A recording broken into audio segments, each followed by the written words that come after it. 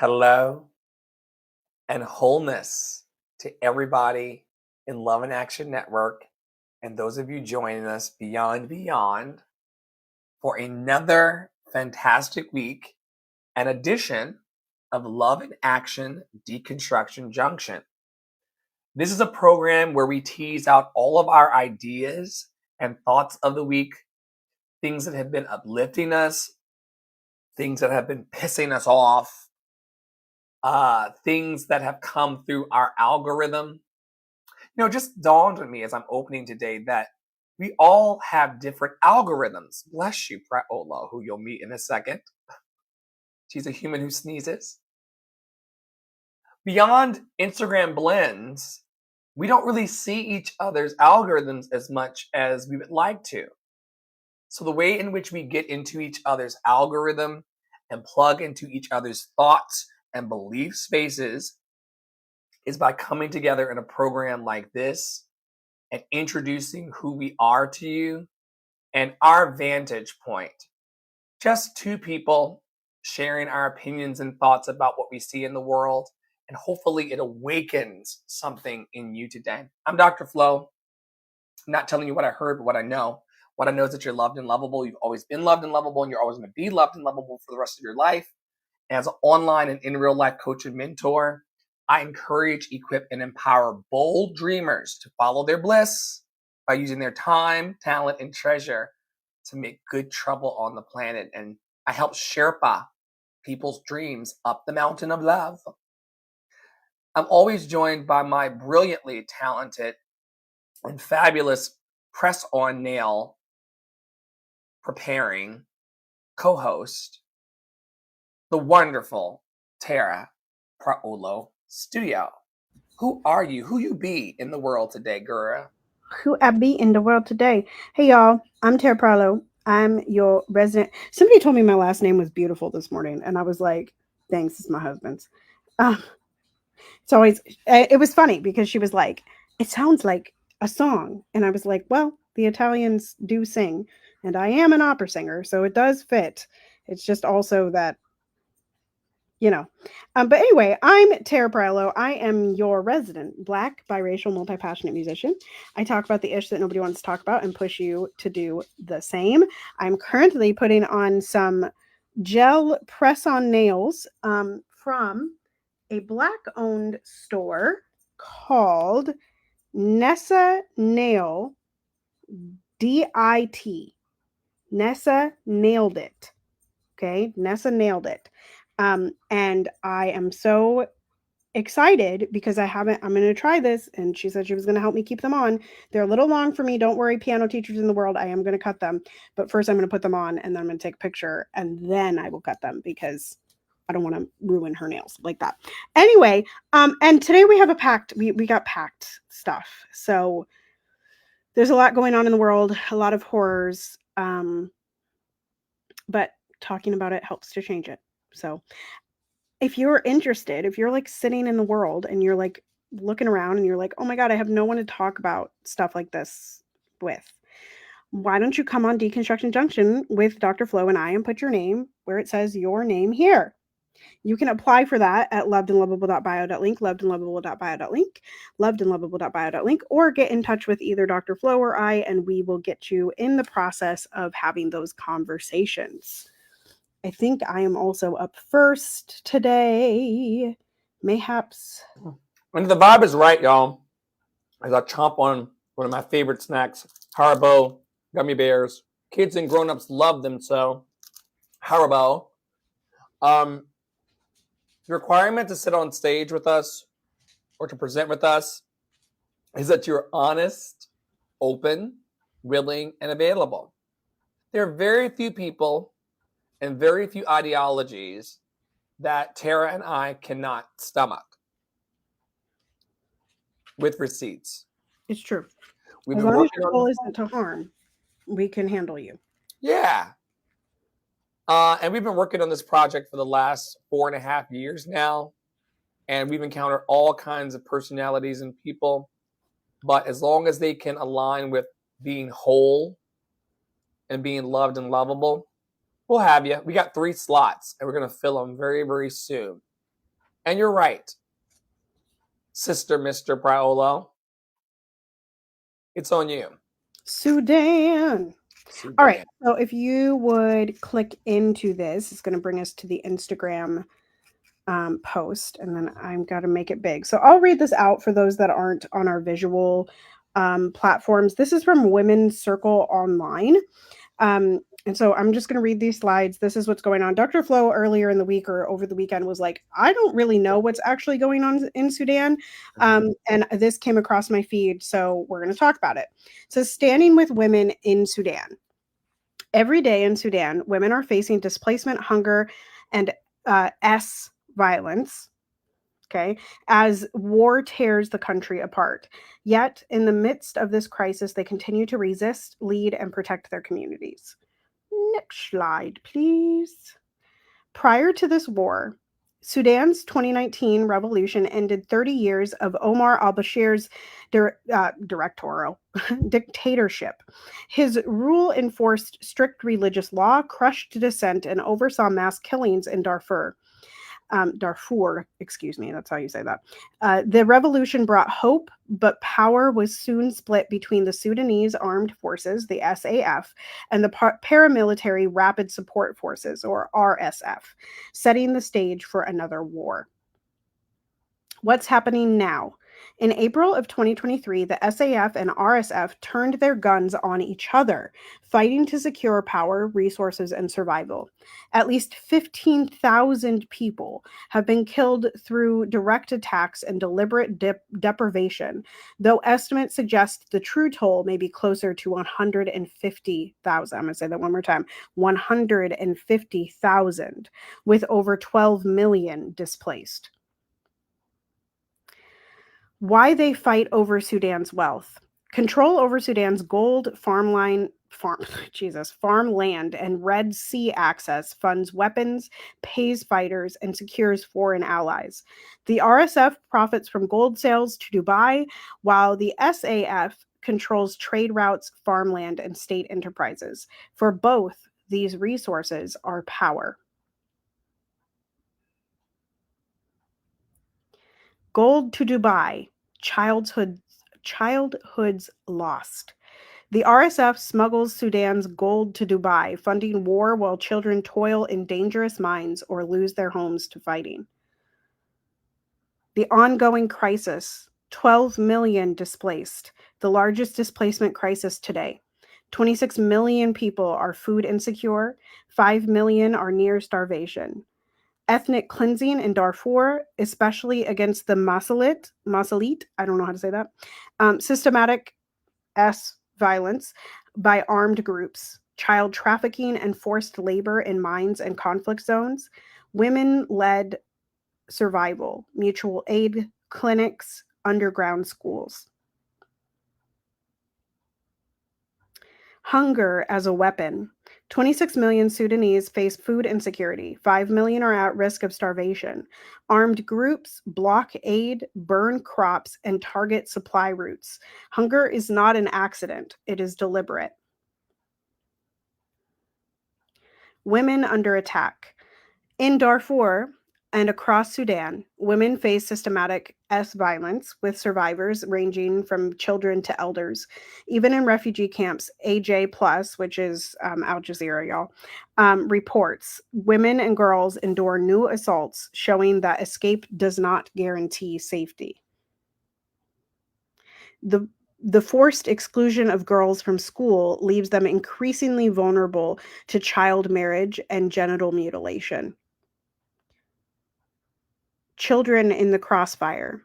Across Sudan, children are killed, orphaned, trafficked, or forced into dangerous labor, including in gold mines controlled by armed groups.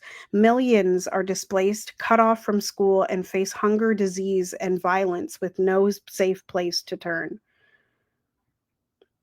The silent deaths. In 2024, over 130 Sudanese women died by mass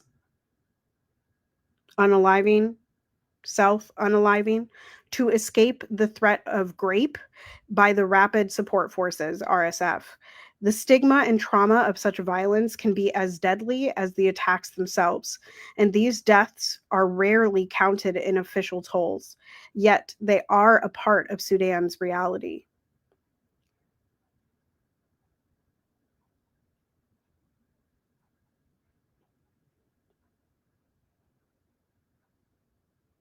I need to breathe. We're gonna continue the deck.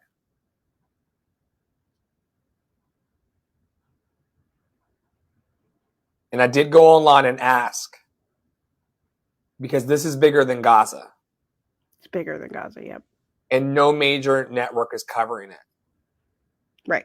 And it's been going on for, well, longer is relative, but it has been a crisis. Sudan has been in crisis for decades. Because of the gold that's in our phones and computers. And the UAE being funded by people like Britain and the US. US money is everywhere.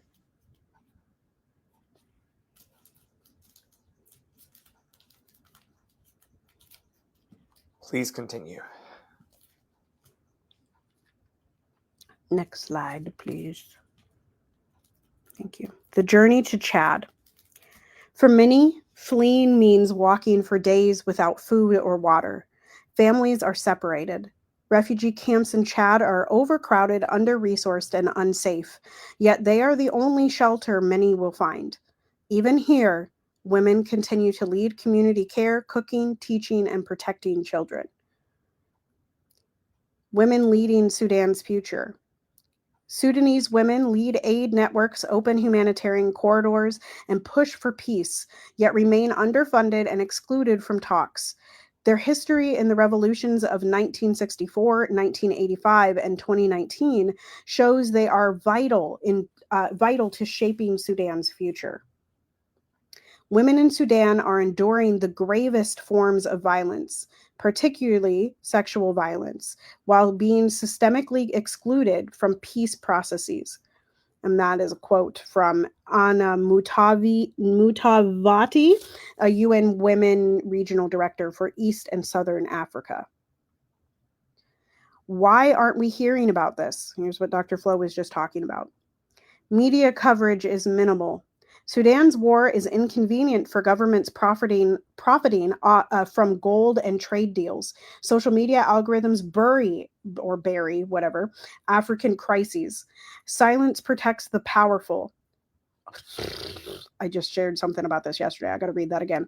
Silence protects the powerful and leaves civilians to face this violence alone. Call to action. So here's what you can do, y'all. Donate if you're able. Support trusted groups like SAPA, delivering aid and protection in Sudan. Protest. Stand with Sudanese women demanding safety, justice, and peace.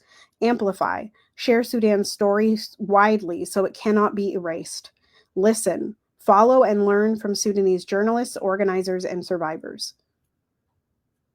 And the last slide. SAPA, so this is a little bit on that association that was just mentioned. Sudanese American Physicians Association. SAPA is a nonprofit providing medical care, shelter, and education in Sudan. They treat the wounded, deliver supplies, and support clinics where hospitals have been bombed. Every donation directly funds life-saving work. So there's what you can do. And there is what is happening.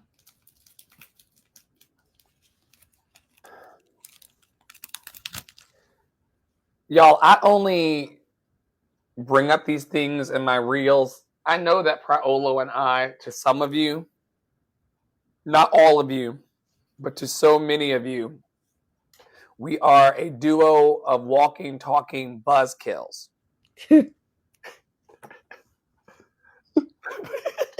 Stoicism. Buzzkill. But admirable, because you want to be grounded in the shit show and the shit storm that it is. And I did ask, and we found the answers. to what is going on. We cannot look away from the suffering of these people and pretend like because we're not going through it, that they are not going through it. And it's painful and laughable that the leaders in power want to pretend like they're strong leaders. I heard Trumpicans talking on the podcast Listen in the Network about honesty and truth. And I'm like, you guys and gals and humans that support this evil know nothing about honesty and truth. And it's offensive to me that we could sit around over our lunch and coffees and press on nails respectfully, and everyone just going on throughout the algorithmic feed as if this isn't happening. And the words that you read, I had to stop halfway through the deck, as you all saw and heard, because it's inhumane to know that women are being treated this way specifically, and that violent men and women are allowing it to happen. Now, y'all know, typically when we come into Deconstruction Junction, I'm railing on the so-called whites, allegedly. Capitalism and white supremacist delusion is at the root of all of the bullshit. But this particular violence, this is what the conservatives would call black on black crime. It's not an army of so-called alleged white people rounding up the women, forcing them into mass unaliving. It's people who look like me and darker. And so for all of you Hebrew Israelites and Black Alliance people and Nation of Islam and Assalamu alaikum, this and that, what do you have to say? Inshallah. What do you have to say about the ceasing of suffering that's perpetuated by people who look like us towards people like us in the name of scarcity and forced labor and sexual violence? You must really believe in capitalism, and you must really believe that there is some benefit to being on the top. Or you must believe that people like that deserve it. You know, I've heard weird things even out of the faith-based world or the religious circles of like, everyone was born into a destiny and everyone has a life to live, and just wait on God, wait on Jesus to come a second time. Like, no, do something now. But like these, I think, and this is okay. Dr. Flo and our other leader in the network and Dr. Flo's husband, Poppy, have discussions like this a lot. We have private, like behind closed doors, y'all. We are usually discussing or touch on subjects of Black liberation, and Poppy believes in women, putting women on the top of the hierarchy instead of men. And we just have these discussions, and oftentimes I will say, well, like it'll be like, well, Black people are the best. Well, that's actually a white supremacist ideal. It may be true, right? But the belief in the hierarchy is actually the problem, and that's what causes things like Sudan, where Dr. Flo said it is Black people hurting Black people, right? This is not like South Africa, where there was an apartheid of color. right? This is not like Palestine and Israel where there's an apartheid. Don't get it twisted, y'all. There is an apartheid of color. The Palestinians, they are brown people. Y'all Jewish people that came from Europe and moved to Israel, you're so-called white people. That's what happened. That's what happened. Okay, that's an apartheid. That's an apartheid. All right. This is not apartheid so much as it is a war instated by capitalism. Right? It is a war instated by capitalism because the people, we have this belief that if we're just on the top of the hierarchy, everything will be fine. But when we get to the top of the hierarchy, what do? Like the RSF and the SAF are doing right now, we harm the people below us. Because that's what capitalism tells you to do. Look at what happened with Israel. Right? Look at what's happening with Israel. And so we got to do away with like, oh, you know, it's not to forget the history, but it is to say like just replacing the top of the pyramid does not change society.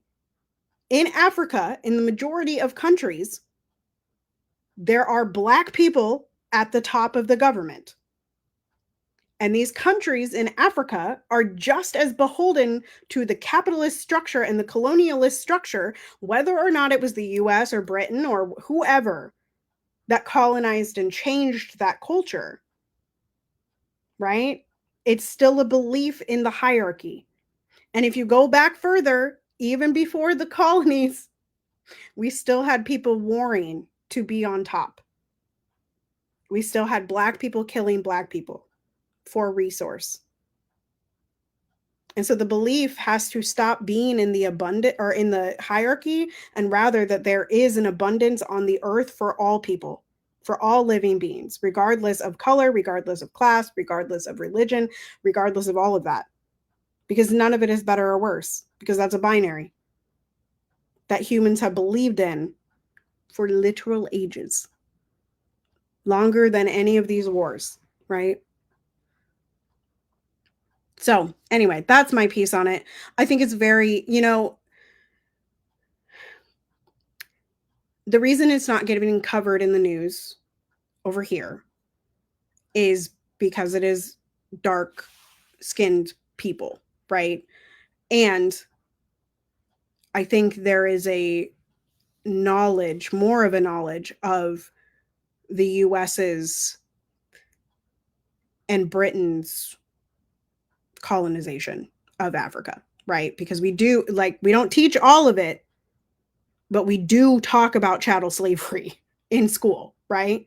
We don't teach all of it. I don't want to get it twisted. Like, these kids are not reading Frederick Douglass in school. And if you read Frederick Douglass, I think a lot of so-called white children would have a very different worldview. Okay. I just think we would if we were reading, you know, Between the World and Me instead of White Fragility, we might have a different take on life. Okay. Between But the yeah, World and Me instead of Frankenstein. right. Exactly. So, you know, I think it's harder to hide, if that makes sense, in Africa. Whereas for whatever reason, even though it's very clear, not for whatever reason, we know why it is, it's easier to shove this Sudan and Congo under the rug and away because these are long-lasting conflicts, right? Created by Under imperialistic regime. right, exactly. Whereas the flashpoint right now is Palestine and Israel, right? And so when these have been happening, you saw 2019, but again, if you go back and you start thinking about all of the African countries that maybe you've heard whispers of that have had war and had genocides and had apartheids, there's an awful lot of them. And so think also about Ukraine. How often are people talking about Ukraine? How often are people talking about Ukraine? We're 4 years into that one, baby. You know, and so right now it's a flashpoint because it's the most recent. right? Sudan, quote unquote, began in 2019 with this particular conflict. And so that's a lot of It's the a reason. flashpoint, and you know me, I never miss opportunity to clown the Zionist. It's also a flashpoint because Zionists are running the news. And those particular individuals have a very interesting way of centering themselves in everything. Right. It's kind of like, pay attention to my harm. Pay attention to us never forgetting. Never forget about us. Let's put down these news articles and these reports and all of these things that puts us at the front of the line of suffering. And we've done the numbers, we've crunched the numbers on this podcast. People that are not Jewish people and or Zionist have suffered on this planet much longer. Why do you get to be prioritized in the healing of your suffering and attention to what you're going through? Oh my God. And I forgot to bring up, you're like, whoa. I know. I was like, what? And Because it like, you know, that was one of my brain cells from my years of substance abuse coming back online.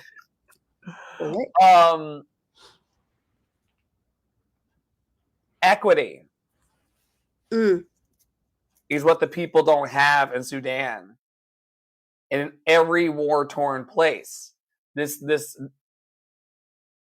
lack of empathy that allows us to just allow someone to be provided for and cared for their freedom. It's really fucked up. Right. It really is. Truly. When scarcity consciousness and this idea that there's not enough food, not enough resources, not enough abundance, that's all made up. And I clicked out a long time ago of this idea. You know, some of you, and Tara mentioned earlier, in our family unit and in our leadership team and in that golden thread that runs from the Flo Wata Praolo house, that underground railroad above ground, in the stratosphere railroad that runs, we're always talking about this. And I often ask myself, what are people talking about in their houses? Like, we're talking about this stuff almost every day. There's a diaspora conversation, liberate the women and femmes, fuck the police, fuck ICE. Like, there is a conversation of that nature happening all the time. And not all of the police, y'all, the ones who seek to harm. Yeah. Okay. Amanda Seals, like literally 10 minutes before I came in here, has a video on ACAB and how even you that follow Amanda, and you might be a cop, are still you're bad. You're bad because part of the gang. You're part of the gang. You may be like you're part of the system that is policing is a bad system. So therefore, if you are participating in it, bad. And you haven't rejected it for better and known documented alternatives. Like the way in which, I've been talking about this all week. Many of you, I shouldn't even talk to you all because you all are in the room. There are many people who would rather see me have my tailpipe busted or my tail light busted and my windows in my car busted and me dragged down the street than watch us do loved and lovable produced content. Right. And we're disrupting that every day that we show up, and we're here every day until the end of time to remind you that there's hope and joy and freedom and peace in the world. But the things that you all are attracted to, like Black suffering,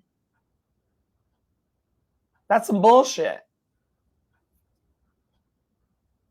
What we should be moving towards is a space of human first. And I've kept this slide in the deck for the last few weeks because I cannot let it go. Every time in our daily clubhouse rooms at 11 a.m. Eastern, and every time I'm on a TikTok, and I relate to someone as human first, outside of their bio, outside of their education, outside of their chosen identity, every time I match energy soul to soul, I have a pleasant time. You and I had gotten into a hypnotic rhythm of being like, I can't stand humans, leave them alone. They're very dangerous. Only aliens going forward. But that's because we were I'm trying. an alien, y'all. If y'all have seen Men in Black, I am Dennis Rodman. Okay. That's only because we are trying to see people through the prism of what's acceptable to us. And as Tara and I, individually and collectively, have decided to release the control and the high demands on what is required for people to be safe with us, especially if they're coming in their wholeness, loved and lovable, it has been a thrill and an honor and a joy to meet people. For me, as Tara looks for a press-on nail, I don't know where it went. It flew, child. do you have a backup? Well, no, because it's on this nail. But it's fine. We're gonna work it out, y'all. We're gonna work. It went flying. I was like, oh, maybe it's stuck on my shirt, but I don't see it. So The baby's going to find it for sure. the baby will find it. Yeah. And hopefully not eat it. Right. But we're not. I think you're going to find it by the end of the pod. Okay.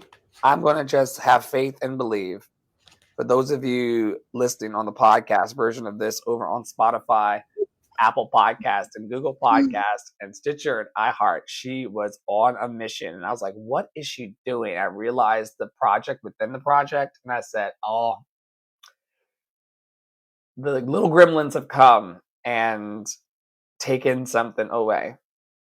Listen, even this conversation and this exchange and the ways in which we produce things in the last few weeks and few months since the top of the year, and this network has changed because there's a freshness now to allowing people to reintroduce themselves to me and to the world through this network day by day. I no longer assume that I know Praolo. If people come to me these days and say, well, and they don't, but if they did come to us and say, well, how do you think Flo would respond to XYZ circumstance, also XYD, XYP, XYF? Or how do you think Tara will respond to similar conditions? I say things like, go and ask her. And if she's honest, open, willing, and available, she'll tell you. Or I've been saying things in my coaching practice and in the morning rooms like, introduce yourself to us just for today. I think I even opened today, Tara Praolo Studio. Who are you today? Because we have to leave room for the rise and fall of honest, open human emotion. We have to leave room for the joy to unfold and also leave space for suffering. I have cried and yelled a lot privately and publicly this week about the suffering in the world. And it's because I'm finally meeting people as if for the first time as they are. And let me tell y'all something. As a human myself, and as a human talking to a human, and as a human who serves humans, I got a secret for you. The people are in pain.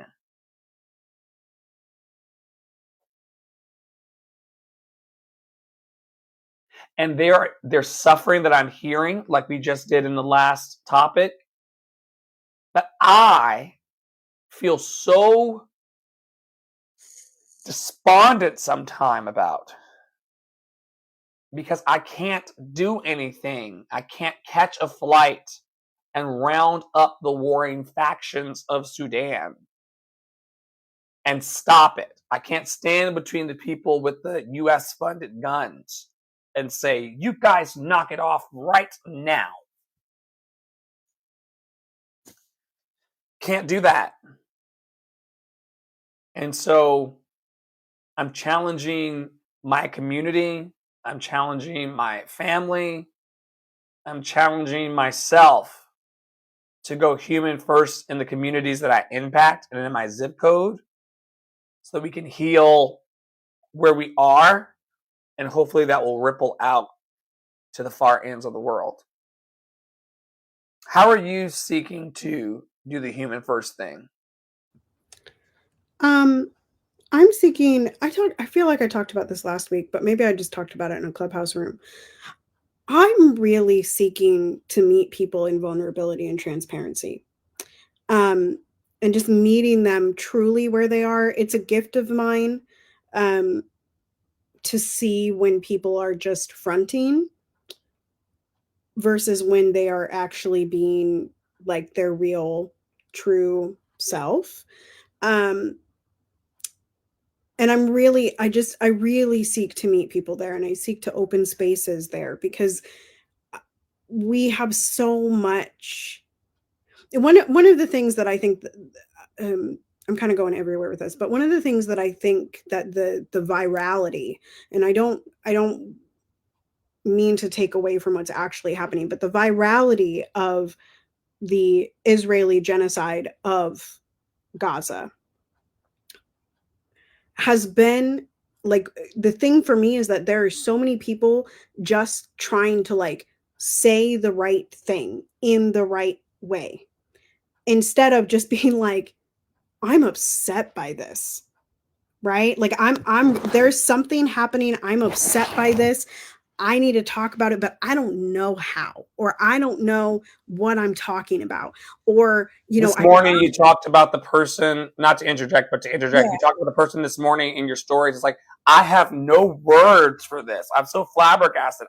There are no words. Yeah, like, and it was more like that particular person I know feels the things, right? She feels the things, but yet there are no words to describe how down she's feeling or how she can rectify herself or get out of that space. And I just encourage you to use word, like some kind of word, whether that is like Dr. Flo tells a story a lot about going out and just yelling in the woods or singing a song. Like for me, one of the most gratifying things is like going and doing something.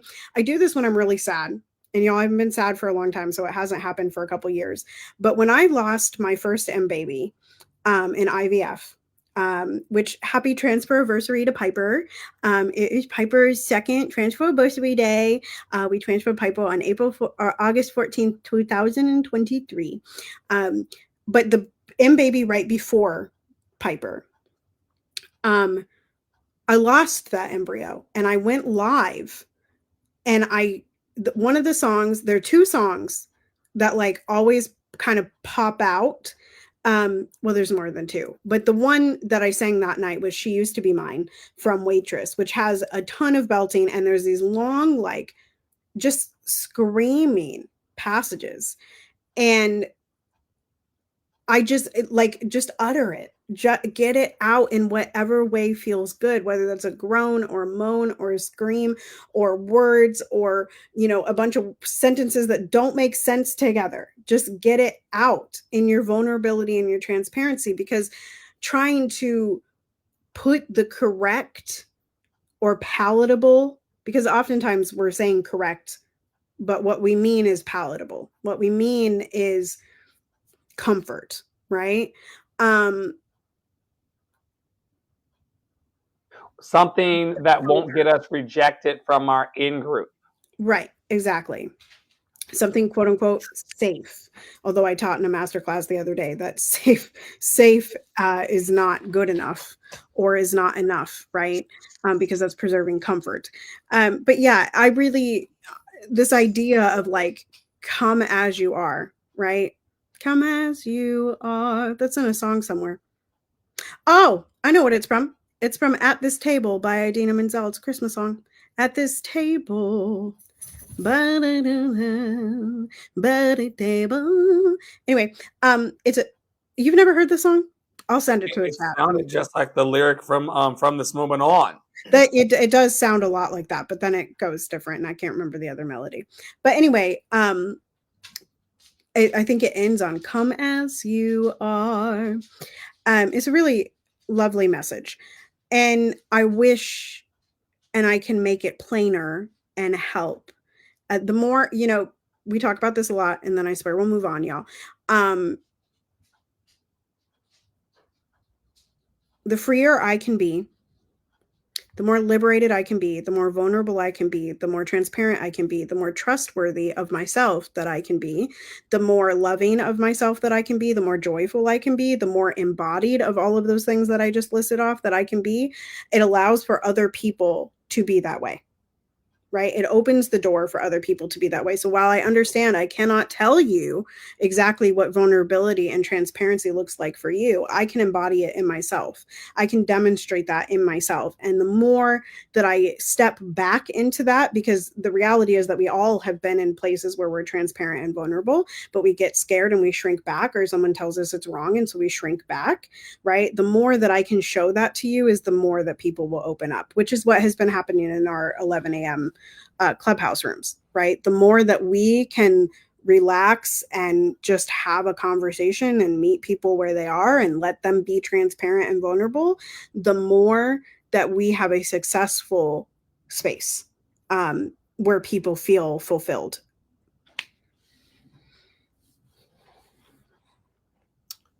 Ooh. No crumbs. Oh wow. Yeah, this is gonna, y'all, it's a heavy episode. This is also a scrolly one. So we're just gonna read it. We're just From gonna the fire pan, from the frying pan into the fire. into the fire, from the fire of the pan into the pan Of fire. of fire. Yes. So if you click on it, it should take us to the thread. Oh, This is from Al Jazeera, and I'm going to read it in my stoicism yet again. Okay. So, I got to make it this full screen so I can read. All right. Yeah. Okay. If these words, hang on. I got to come into my person. If these words of mine reach you, know that Israel has succeeded in killing me and silencing my voice. And that is, it says it. Anas al-Sharif wrote this will before Israel killed him and several other journalists in Gaza. On August 10th, Israel attacked a journalist's tent near the main gate of Al-Shifa Hospital in Gaza City. Anas and several other colleagues were killed, including Mohammed, and I'm sorry, y'all, I really don't do well with names and pronouncing them. So I think this is Kureka or something like that. Mo'amin Aliwa, Ibrahim Zahir, and Mohammed Naufal. Anas reported relentlessly from the ground in northern Gaza, living through almost 2 years of Israel's genocide. The Israeli military had repeatedly threatened his life. Soon after his killing, Anas's will was shared on social media. I lived pain in all its details and tasted loss and grief time and again. Yet, I never hesitated for a single day to convey the truth as it is, without distortion or falsification.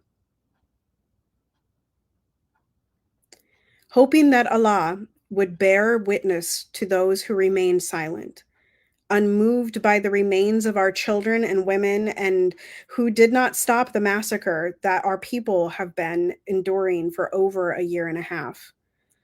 These are excerpts, y'all. And then this is, for those of you not on a visual platform, this is the slide that gets me because it is Anas with his kids. Do not forget Gaza. And do not forget me in your righteous prayers for forgiveness and acceptance.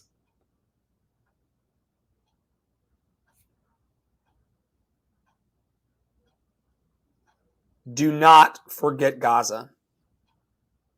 And do not forget me in your righteous prayers for forgiveness and acceptance. Because all of these people are going to church in the States every Sunday or going to their prayer meetings on Clubhouse every day. But they are forgetting this man and these people in their righteous prayers for forgiveness. If we stopped doing it, we wouldn't need to forgive it.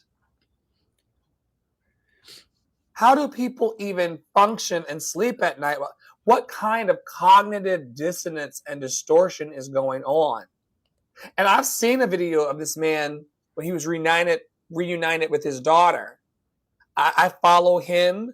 I follow Bizan.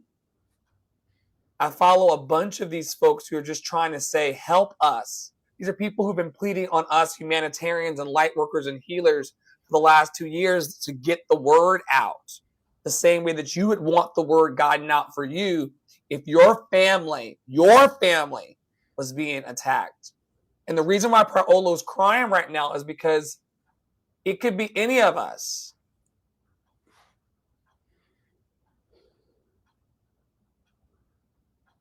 And is that not a person?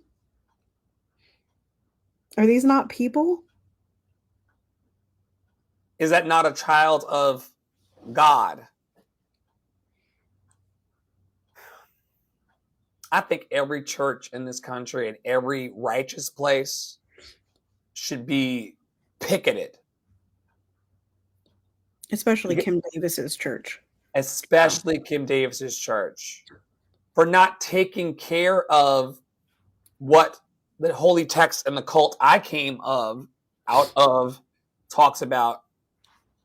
The least of these, the people who have the least, should be the ones that are uplifted. And we do not do this. So we speak the name of Anas al-Sharif, Muhammad Orkirech, Muamin Aliwa, Ibrahim Zahir, and Muhammad Nufal. People like us, humans like us, who are trying to get the word out about what it means to be human. And you don't see Paolo and I on CNN, MSNBC, or any of the majors. But that's why we show up in this professional way, because we have to keep reporting. And when one of our comrades in love falls down, is unalived, it only empowers me and emboldens me to pick up the mantle and to keep running. Because all human life is precious. All human life is valid. And we're all worthy of happiness, healthiness, and freedom. I do not know, because I'm not there, what you motherfuckers are talking about in the living rooms of your homes.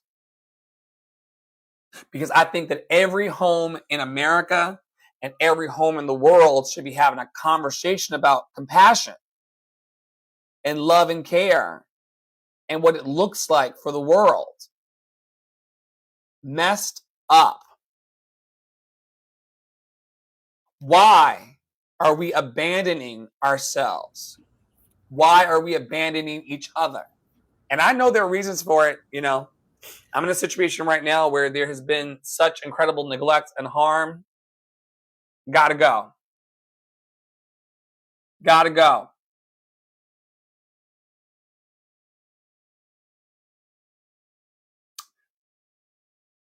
Yesterday on Clubhouse. Yesterday. All my troubles seem so far away.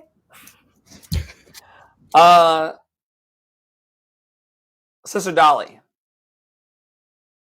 from Love and Action Network spoke up and out about the ways in which people can use the tactics of manipulation to leave you on red, to leave your environment, to step back and watch you suffer, because they know that many people have been abandoned and rejected, and it doesn't feel good. And it struck me because I've been Black Boy Joy and Tara has been Black Girl Magic for a very long time. And people don't have many ways. Shout out to the program I run called Unfuckwithable with Flow, sliding scale 25 to 150 a week. USD. People pay weekly to come into a program and a think tank where we help them grow and build and develop their dreams. And one of the only ways that humans have crafted to try to take my smile from me is by abandoning me. It looks like the mute button on my post. It looks like, Dr. Flo, I didn't see that text. Where have you been? It looks like so many different things. I put this in the slide deck today to let everyone know that while you may have abandoned me along the journey, and you may feel that I've abandoned you, it's most important that as it relates to our abandonment wounds, that we do not abandon ourselves. This is a call today for self-compassion and radical self-care. Does not matter, Dr. Flo, Praolo. Doesn't matter if they neglect us. Doesn't matter if they believe in us.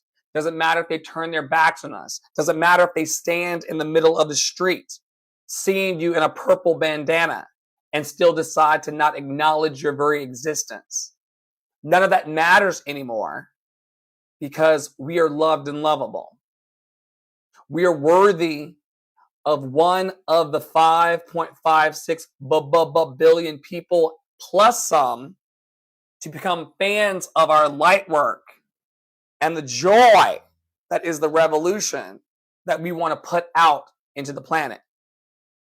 You found the nail. You used a different one. I used a different size. Yeah. Loved and lovable. We're almost there, y'all. Almost a full set. The dogs are almost all in the yard. So listen, folks, while Tara self-cares today and beautifies her temple and loves on herself, which is like a whole different... Okay, so here's a classic example.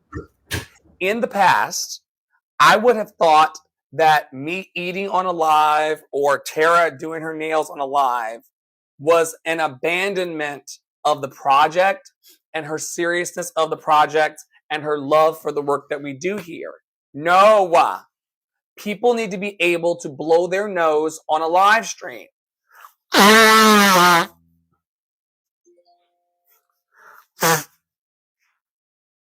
And not hold each other in some weird, how dare you energy. And that's what my abandonment wound looked like. That's what my inner and outer rejection looked like. And in our morning rooms on Clubhouse and our subsequent sessions, we've been really encouraging people to not give up on you. Some of you know that my mother, hope she's doing okay today, she believes that I gave my life over to the devil. She believes that an entity named Satan... Your good friend is an alien, so... Well, that I'm now masquerading and cavorting, gallivanting with aliens, and Satan himself is in the floorboards of this house, for real, and it's taken me down a path of disaster and destruction. And so she is justified with her righteous prayers to neglect me as her loved and lovable child, which would then lead me to believe that this energy of love, source, abundance, universal protection and guidance called God to some would also do the same. We're going to have to heal this for ourselves. We're going to have to forgive ourselves and forgive our people. I'm going to say it one more time for the people in the back. We're going to have to forgive ourselves and forgive our people for them being human and not showing up for us in the best of ways. And I'll yield to Tara by saying, for me, this releasing of the toxic energy and the healing of the abandonment wound has been a 4-year plus long journey. I would not wish that upon you. I hope it doesn't take you as long to get over your feelings of abandonment and rejection. However, if it is going to take you 4 years, like it took me, you can start today, and you got about 3 years, 364 days to go. And the journey of 1,000 miles towards healing, to paraphrase great teachers, starts with a singular step. Tara, what do you know about rejection as an artist and performer and an entrepreneur? What would you know? Listen, I already taught that lesson this week, okay? Y'all gonna come to the 11 a.m. Clubhouse rooms. Before I go into that, would you share the affirmation that is helping you as people come and go from TikTok lives and Clubhouse spaces? Yes. So you can tell that we work together really, really well because I didn't have to fumble for it. Like there's a synergy that's happening because of the human first thing that we talked about in previous slides. I'm affirming that people who are not listening to me right now, who I know and love, or that are following me in the network, I'm affirming that if they are not here with me, present, if they have walked away back into their lives, I'm affirming that they're going to better and brighter opportunities. That the universe can love them better than I can. So let's not assume that people are walking away and saying, oh, they rejected me. Oh, they're over me. Oh, they don't want to play in my sandbox anymore. They didn't want to build a snowman. Okay, bye. We don't have to go so rejected and dejected and into the despair matrix of it all. We can just say, I release them to their better. And that's been the affirmation in short. I'm grateful for your presence. And if you're passing through on this live or the TikTok or the Clubhouse spaces, I am willing and able to release you to your better. Yeah. Here's what I want to share after your share of abandonment and things. You know, I have a phrase that I say often, which is, they're not ready to hear me yet. And I want to move that phrase today into something else that I heard a long time ago about relationships, romantic relationships, marriages, that your spouse will not be everything to you, nor should they be. They cannot be your confidant all the time on every issue. They cannot be your your pool buddy and your like they don't need to have the same hobbies as you, and it's actually very healthy for your spouse to have different hobbies than you and for y'all to like get out of each other's faces. Okay. And I want to share both of those because I think sometimes, and Dr. Flo was talking about this, but I think sometimes we internalize people leaving or internalize, someone not understanding our message as no one will ever hear my message again. No one is ready to hear me. No one is coming to these rooms. And I've been in that space, right? I've been in that space for a long time. Now, part of that is like, I haven't reached out to the people that have responded, or I'm like, oh, it was just 4, so it's not enough, but it's just a really interesting thing. It's like not everybody, and Dr. Flo and I have talked about this time and time again in business, of like there's going to be different pools of people, and not every pool of people needs to be in the same situation. And it's why yesterday, was it yesterday or the day before? It was the day before in a co-working. I said to Dr. Flo, I said, do you need both? Do you need Unfuckwithable and Community Academy and Adopt a Black Artist? And what is the difference between them and why do they exist the way that they exist? And Dr. Flo said, they're 4 different people. He didn't say it like that, but that's what I'm summarizing for you all now instead of going through our 3-hour conversation about it. You got to speak flow, man. You got to speak flow to get it. Right. Right. Exactly. So like, all this to say that you're going to have different pools of people in your life. You're going to have different people that fill different needs in your life. And it is okay because there are 10 billion people on this earth.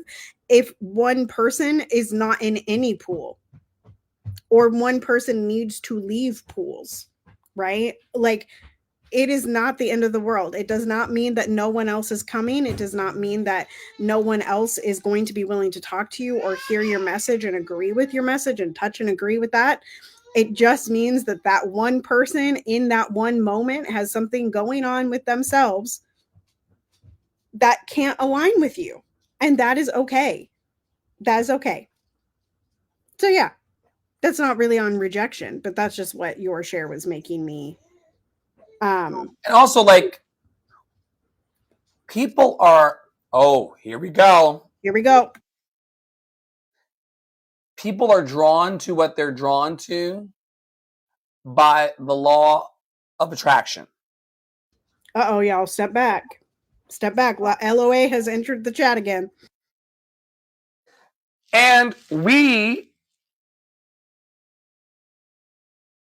don't need to be preoccupied with what is attractive to or attracting another person. You like what you like when you like it. You like me when you like me. You don't like me when you don't like me.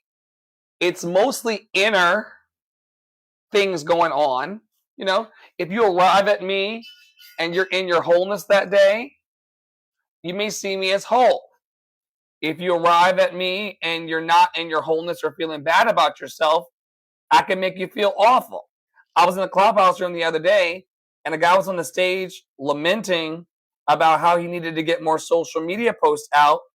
And the young lady on the stage, who I did not know was in my broadcast channel, was like, Dr. Flo is up and down these internet streets every day, and I barely can keep up. I need to be like Dr. Flo. And no one needs to be like Dr. Flo. It's all to say that it was very apparent that the gentleman wants to do more. So a person like me made him and people like him feel like they're not doing enough. Whereas the lady, in a side, backhanded compliment kind of way, was impressed. I didn't know she was in the broadcast channel because Instagram is such a weird animal. But she's there, and she's getting the post, and she's half inspired, half intimidated. It's fine. Has nothing to do with you, has nothing to do with me. It's all about how people's energy and frequency in the moment is drawn to what it's drawn to.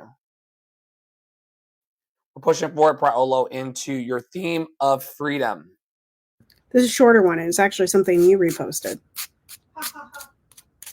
Freedom feels like risk.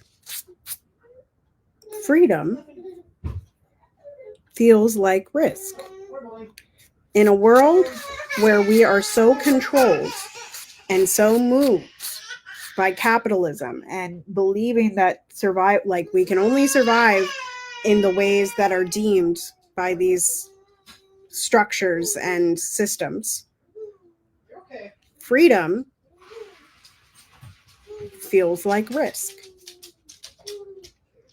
Anytime that we step out of our comfort zone, anytime that we choose ourselves over another, anytime that we reach out for what feels good to ourselves, but it may not be part of the status quo or what everyone else is doing, it can feel risky. Here's the deal. We're battle tested for risk. And most of the risk that we're being asked to take are not major ones. I keep reminding myself that my ancestors who mayhaps had to flee slavery, enslavement in the middle of the night, that's a risk. And might have been led by a girly pop falling out in the middle of the field, child. Named Harriet Tubman. That's a risk. Asking people on the internet for support, time, talent, and treasure to build Love and Action Network out fully, and Dr. Flo and the Love Experience being fully funded. It's a freedom that feels like a risk, but it's not going to destroy me. And your dreams are not going to destroy you. Who made you believe? Here we go. Who made you believe that wanting to have your freedom was a scary thing? What obstacles have you put in the way as it relates to your freedom? Why, Flo, have you stacked the stakes so high as it relates to your freedom that stepping out on faith seems like an insurmountable position? Huh?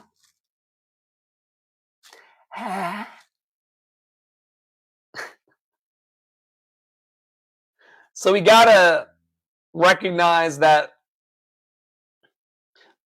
5 whys deep of why we want freedom in the first place is because it's going to make us feel good. And if feeling good is the goal, then it might be a risk, but it might be a risk worth taking. What say you, Paolo? Yeah, I mean, I think, one of my favorite quotes is, "Conformity is the jailer of freedom and the enemy of growth," by so-called white man JFK.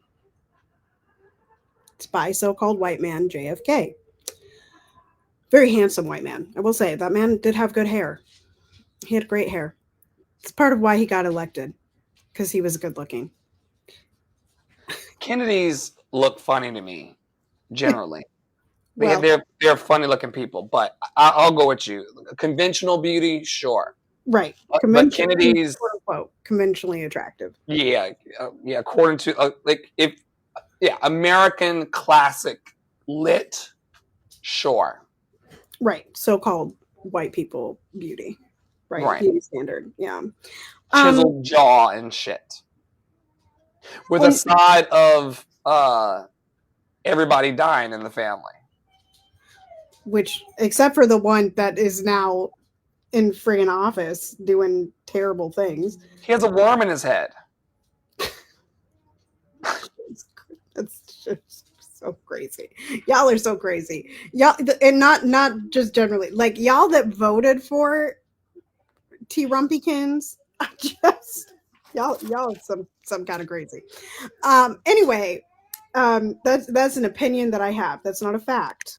It's just an opinion that I hold.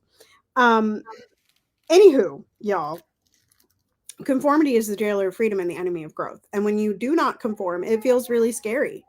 One of my coaches, Fiona Flight, on one of her posts said, like, it is a heroic act to be in your authenticity, to choose to not be complacent, to choose to not conform, to choose to speak in the way that you speak, right? Like that is shameless plug for my branding masterclass this Friday, where we'll talk tomorrow, where we'll talk a little bit more about messaging and branding and getting to your actual authentic 5 whys deep message, as opposed to your surface level messaging that you feel like you have to represent with your 3 to 5 pristine colors, right? But to conform, or to step outside of conformity, of which controlling, like, I was just what Neo did. Okay, stay with me. This nail is too big, but it's on there now. So what Neo did in the Matrix was risk, but he was also seeking freedom. He decided to be free. What Morpheus did in the Matrix was a risk. Something that clearly is like eating his glasses right now, y'all. And I'm struck. This is the worst nail. Look at her. She's bad. She's seen better opportunities for sure. Because I dropped her sister into the couch that was going to fit this nail flawlessly. Anyway, it's fine. It'll fall off and I'll replace it with this one, which will fit. And look at how many I have left. And look, y'all. Don't just ignore the thumb, okay? But like, I love that coal color. I really do. These are cute. I'm happy. Anyway, so yeah, freedom feels like a risk. Doing what you want feels like a risk. All of it feels like risk. But it doesn't, risk does not have to feel scary. That's what I'll say. Next. What's next? Oh yeah. This is the last one. Oh yeah. I'm taking y'all to church with this. This is by, I've been on this all week, y'all. Peque Mignon. I don't know how to say the first part, but the second part is definitely Mignon. It says, unpopular effing opinion. This whole, quote unquote, I'm just not buying anything, end quote. Hey, don't do that. Piper, stop. Is a fully privileged, individualistic, performative act of moral superiority that is doomed to fail. Should people divest from giving money to billionaires as much as possible? Yes. Do they need to embrace voluntary individual austerity? No. I swear, some people will do anything but learn how to live in a community. Mutual aid is greater than austerity. Don't sit alone feeling superior. Help your goddamn neighbors. Next slide, please. You know, in 1998 to 2005, buy nothing was a huge trend among so-called white activists. I was poor, so already buying the bare minimum. Vote with your wallet. I've got some lint and a candy wrapper. As a rule, if a resistance tactic involves individual consumer choices, e.g. not talking about boycotts or strikes, although I am, it's probably super ineffective. It's the recycling of resistance. It makes you feel like a good person, like you're doing something. It's not really doing much. Mutual aid. Next slide. Let me put this in a religious context, because I don't know. What does STG mean? I'm not cool. I'm not cool. Let me put this into religious context because STG, y'all, this is its root. Swear to God. I swear to God, this is its root. I got it. Liberalism is austere. It also has a tendency to be individualistic and feel morally superior. It is wearing a hair shirt and eating gruel by choice for the ascetic benefits. Instead of fighting alongside others, you're walking through the streets of the town self-flagellating and hoping that your good example will inspire others to the same feats of moral purity. Stop with the martyr act and collectivize. No crumbs. No crumbs. No crumbs. Not a lot. Literally the line that says "Vote with your wallet." I've got some lint and a candy wrapper. Like, it's like, listen, this is why I've been sort of railing against the boycotts, not because there are also Black people like, don't go to Target, don't go to Starbucks, don't go to wherever, don't go to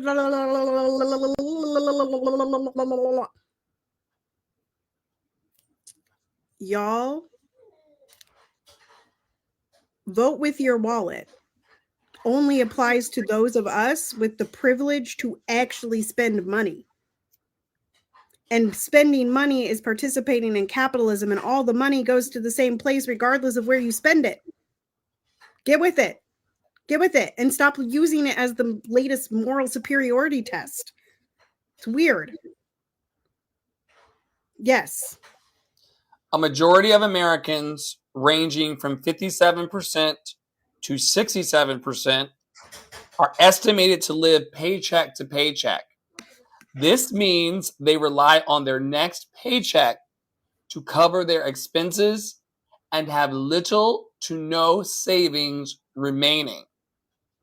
So, how you gonna go grassroots in your activism when you ain't got no grass or gas? Right?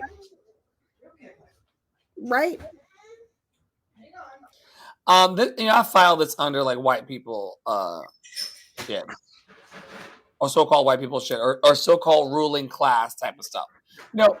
The people who are out here talking about, vote with your wallet and all that, they want to project this image that they are well off, and that because I can go to Walmart and decide on this brand instead of this brand, I'm better than everyone else. The problem is that that's short-sighted, because when the rubber meets the road and the shit hits the fan, people who don't have it are coming to your house. And we outnumber the police. Yes. The line for me is the one that was about, like, it makes you feel good, but it doesn't actually have impact. That, like, I really need some of y'all to evaluate. Is it just making me feel good, or does it have impact?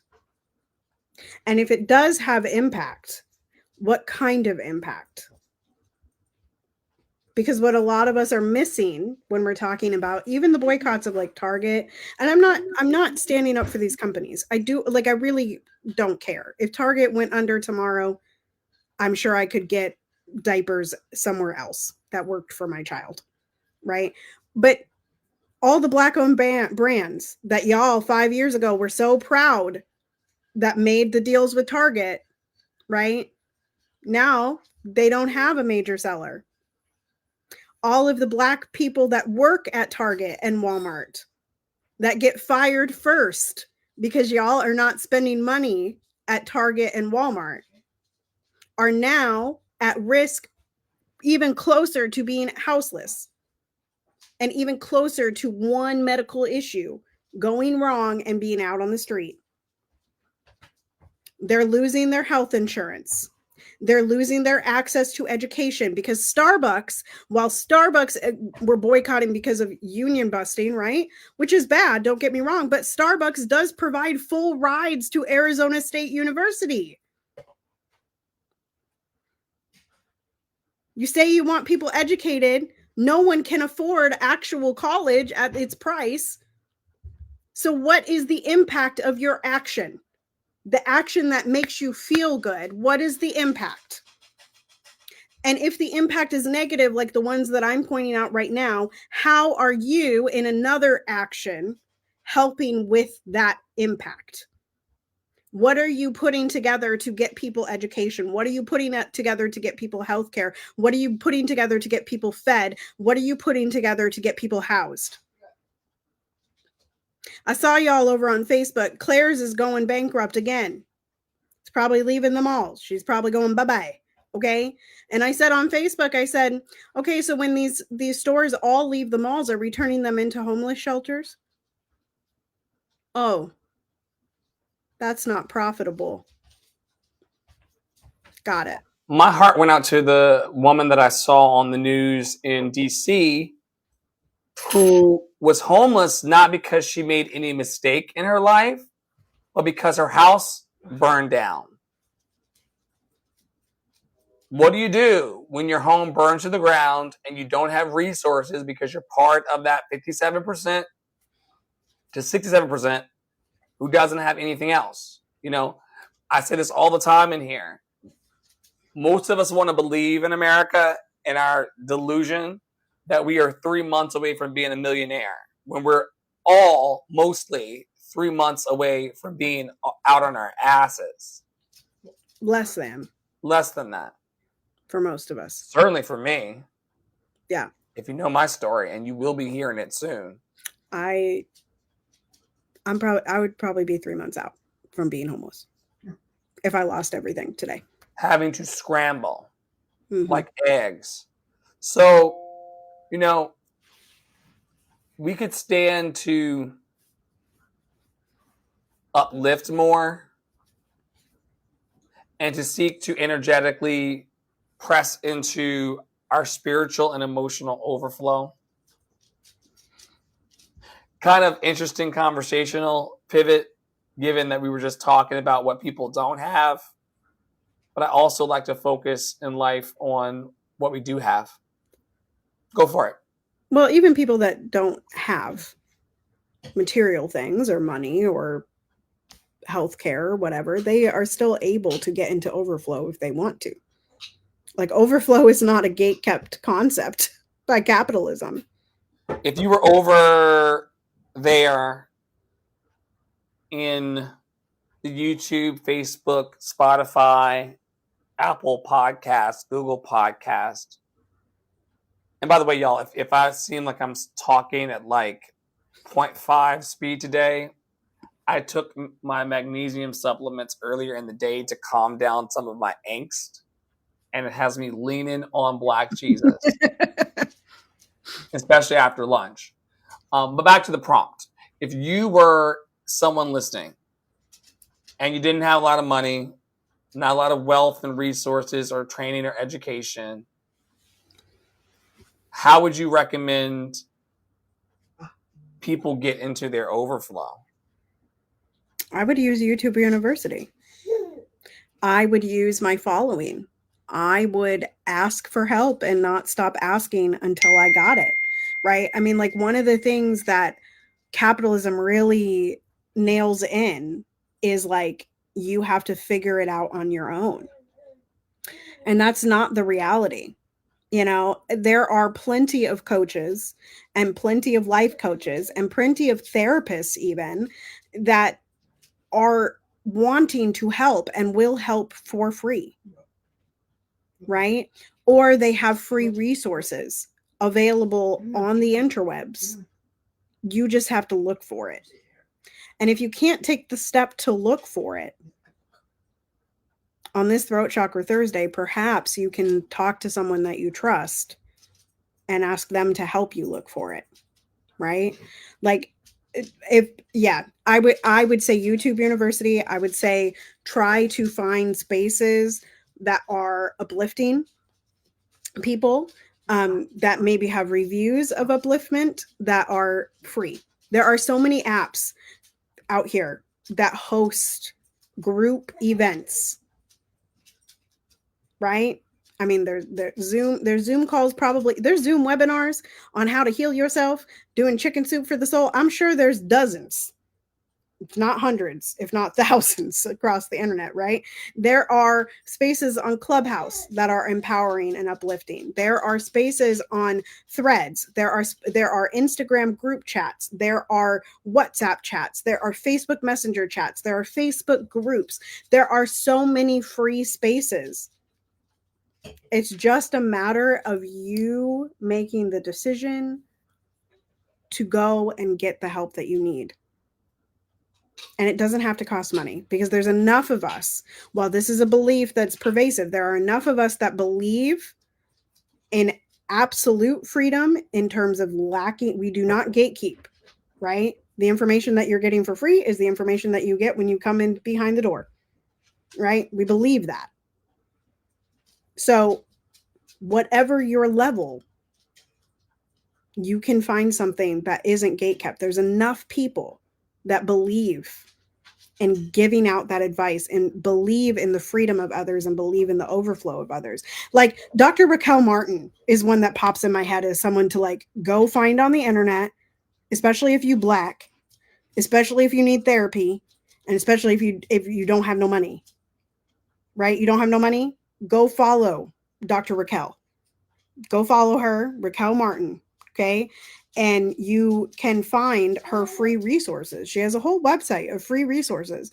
Adrienne Maree Brown also has free resources. Christiana Smith has free resources. Love in Action Network has free resources. Tara Prylo Studio has free resources, right? There are so many spaces that have free resources to help you get into your overflow. And once you are in your overflow, hopefully you can get back on your feet in the terms of capitalism, because that's what we're living in right now. Whether we like it or not, that's what we're living in. And so how much acceptance can we have of that? Right? And energetically speaking, y'all, do not seek, if you can, to give from your principle. We talked earlier in the week in the network about spoon theory and what it means to have the spoons and not have the spoons to hold people and their bullshit and their drama and what have you. Make sure that you're filling up your energetic tank and taking care of yourself before trying to take care of other people. Because you're going to show up in life as a more happier individual and a person that wants to actually be in the conversations and relationships that you're holding, as opposed to being resentful and mad all the fucking time. As always, we're calling for ceasefire now. We did a lot of that today. Tara, take it away. I will see a free and flourishing Congo. I will see a free and flourishing Haiti. I will see a free and flourishing Palestine. I will see a free and flourishing Sudan. Ceasefire now. Freedom to all. Did you imagine that we would be in this kind of situation? I know that history repeats, and so people who are students of history are well aware that history moves in cycles. Did you see this coming? Oh, for sure. I think the only, like, maybe not this particular instance, but I've been wondering for years what flashpoint was going to move us into World War III. I read Shock Doctrine years ago. I talk about this all the time, but Shock Doctrine is one of those books that like stays with you because it shows the repetition and like you just get it. Like there is no way to not get it. Also, Christina, I cannot remember her handle. I think it's like Xtina. She did a reel the other day on living in the middle of the cycle of history and how like weird it feels that people aren't recognizing that that's where we are, because there hasn't been a decision to deviate from that. There hasn't been a mass decision to deviate. And so like there is no other way for late stage capitalism to happen and to exist as the primary economic global economy than the way it is now. Like this is the only conclusion of late stage capitalism. So yeah, I mean, did I predict that Israel was going to genocide Palestine? No. Did I predict that Russia was going to do some fuck shit to Ukraine? No, but I did know that Russia was going to do some fuck shit. Okay? Because Putin, y'all, problem. So like the US going to do some fuck shit across the world? Yes. Obviously going to happen. You know what I mean? So yeah. Is there any idyllic place to be in the world where you're not touched by this?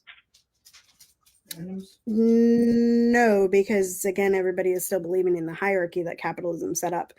I think, though, that those of us in privileged nations, and so all of these nations that I've been berating all day, okay, Russia, United States, Britain, Germany. Okay, if you go far enough back, you're going to realize that these were all part of empires. Okay, like the Ottoman Empire, the Roman Empire, like it comes from that. But if you're in a privileged country, okay, if you're in a country that has the ability to colonize, you have more privilege to change the dynamic of the world. By speaking up, by calling your representatives, by taking action in the streets, by going, if you have the funds to donate, by sending food, by participating in mutual aid funds, all of these things, right? By choosing actively in nations of privilege, of which you and I both live in, if we chose to live communally and build community gardens and feed the people, we would be a small instance of changing. And when people see that those things can happen, then the world changes. Ismatu is doing this with rice fields in Sierra Leone, right? So these are, there are instances of this the world over. Well, folks, exacerbated. The magnesium was already making me a little bit tired before I walked in here. And then the content kind of was like, oh God, the world is such a crazy place. And I'm like, oh man, it's time for a Dr. Flo nap to recover. But before we do, let's tell you about what we are doing to offset the bullshit that's happening in the world. It looks like Dr. Flo, the Love Experience, my project that I'm working on that I'm so excited about to encourage, equip, and empower people to tell their stories and to let their joy flow out in a love revival. Go out and tell your story. Let it echo far and wide. Make them hear you. Make them hear you. We're hiring people for the project. I'm not one of those singers that changes the keys. If you give me a key, I'll sing in it, even if it's not mine. And we're looking for people like you. Was that the key? I don't know. I feel like I'd go out and tell our story. I feel like that's where I am.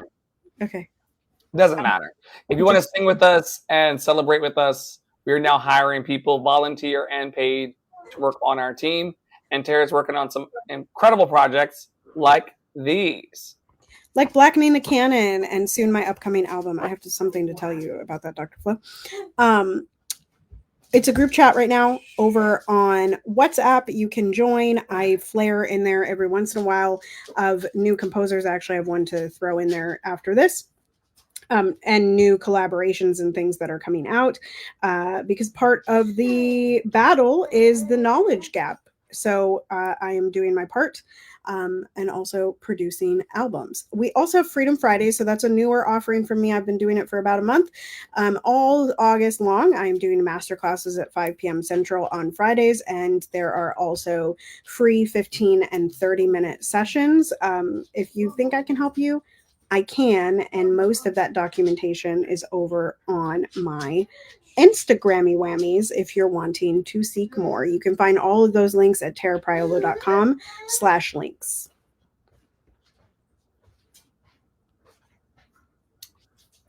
I have a little under 2 hours until I am going to be on Clubhouse teaching a masterclass and workshop today on dreams and business development, which is my experience over many years. If you are interested That was crazy. in attending and growing with us, you're more than welcome to come. If not, we will see you very soon and assume that you are living a very abundantly blessed existence and living your questions out one step at a time. One step at a time. Justice for Charles McNair. It's weird that they are holding him as a modern day public lynching to keep everybody pressed down and subjugated and oppressed in this community. We still speak up for him, even though Governor Stein and his team is being eerily silent. Justice for Charles McNair over on Facebook is trying to get to 1,000 follows. I don't know what that's going to do, but good luck to Charles and the people who support him, sincerely. It's sad that they try to make the Black body and the Black energy and the Black person a symbol to be vilified in this country. We know that while no one is a monolith, that particular group of people who have been oppressed for hundreds of years, including ourselves on the stage, we are loved and lovable. And thank you for watching and holding space for love daily in our network. On behalf of Poppy Water 33, our producing partner, Tara Parolo Studio, Chief Operating Partner, Vocal Captain, and myself, Andre in the Flow, Chief Love Officer, we invite you always to stay in your power, stay in your joy, and to stay loved and lovable. And we'll see you very soon, hopefully, around our fantastic and vibrant network. Take care until next week. Take care. I would say talk to you soon. I'm tired, y'all. Goodbye.